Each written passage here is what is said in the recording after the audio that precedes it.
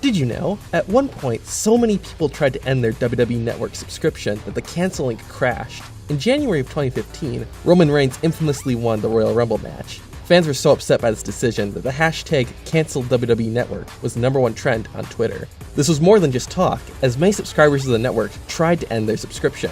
This led to an overload, and the cancel link ended up crashing and left users unable to end their subscriptions. Since the launch, the WWE Network has handled the topic of Chris Benoit very delicately, because of his murder-suicide in 2007, where he reportedly killed himself after murdering his wife and son. At the launch of the network, Benoit's matches were not given milestone markers, which are the buttons on a video's timeline that allow users to jump to select matches. It wasn't until May of 2016 that his matches did have markers added. However, they don't mention Benoit by name. When the 2007 episodes of Raw were added, one specific episode was changed entirely. This is the June 25th, 2007 edition of Raw, and the reason for its change was because the original broadcast was a tribute to Chris Benoit, since that was the same day it was reported that Benoit and his family had been murdered. However, it was soon reported that Benoit had murdered both his wife and son. To avoid promoting Benoit, the network version of that Raw episode was changed to a collection of championship matches from that year.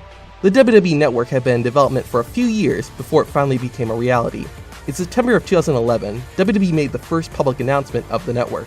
This early version of the network wasn't going to be an online streaming service at all, but instead a premium channel that would have content airing 24 hours a day and would cost $15 a month. Despite that, it offered basically the same content as what it does today, such as archive video, original programs, and all WWE's yearly pay-per-views, with the exception of WrestleMania. However, it was also planned to include WWE Studios movies and even games from the XFL Football League. Originally, the WWE Network was planned to launch on April 1st, 2012, to coincide with WrestleMania 28. However, due to not having the infrastructure to operate a premium channel and not having enough demand, the network was postponed and eventually put on hold indefinitely. In 2013, the company was looking at different approaches for establishing their network.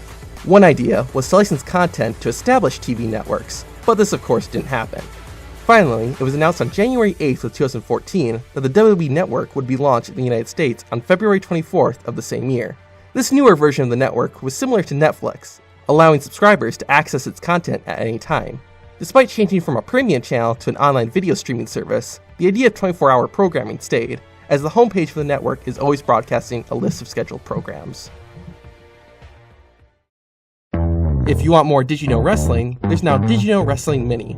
Just as it sounds, these are shorter versions of the full-length Did You Know Wrestling episodes, but they still contain just as much interesting information and trivia.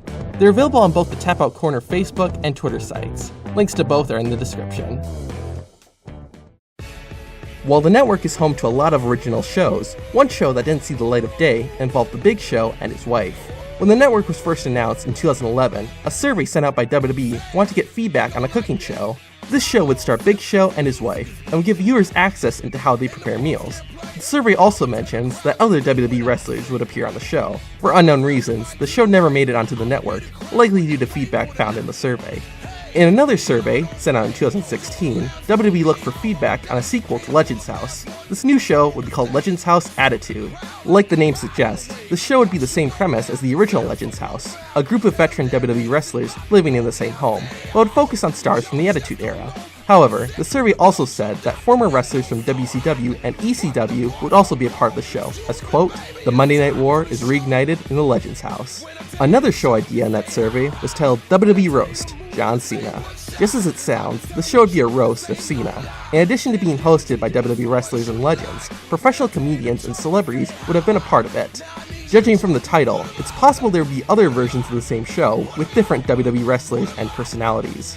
During the WWE Network's one-year anniversary in February of 2015, George Barrios, the chief strategy and financial officer of the WWE, said in an interview with CNBC that the company believed they could reach 3 to 4 million subscribers in 3 to 5 years.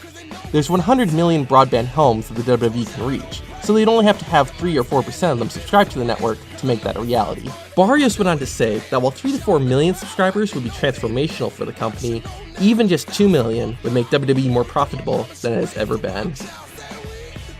This show is inspired by the channel Did You Know Gaming, so feel free to give them a watch.